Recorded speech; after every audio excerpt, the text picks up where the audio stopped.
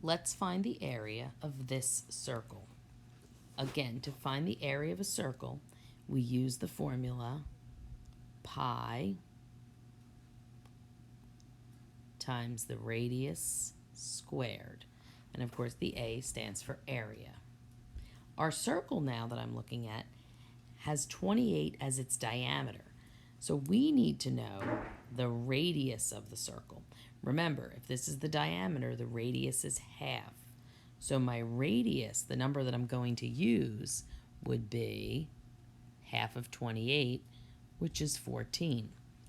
So I'm going to do pi times 14 squared.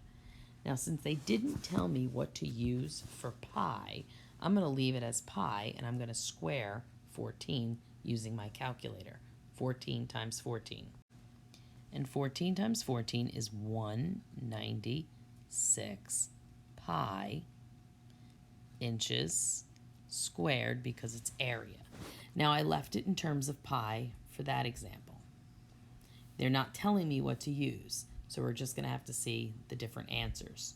Next, I'm going to try using 3.14 for pi. What if they told me to use 3.14 for pi? So then I would replace pi with 3.14, and then I would do 14 squared. Make sure you do 14 squared first, and then multiply 3.14 times 196. And again, I'm using my calculator for this. Parentheses, remember, mean multiplication. And I get 615.44 inches squared. Now let's try it another way. I didn't show you this in the last example. But let's use 22 over 7 for pi. Let's pretend they want me to use that fraction. That's another equivalent for pi. So therefore, I would end up with 122 over 7 times 196. I can now cross simplify. I can cross out, I could divide both 196 and 7 by 7. So 7 divided by 7 is 1.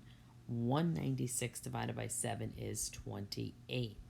Then I'm going to use my calculator and multiply 22 times 28, and we get the answer of 616 inches squared. So again, it will depend on what the directions tell you to use. They may have even said to use the pi button, and in that case you would use the pi button and you would round to whatever they tell you to round to in the directions.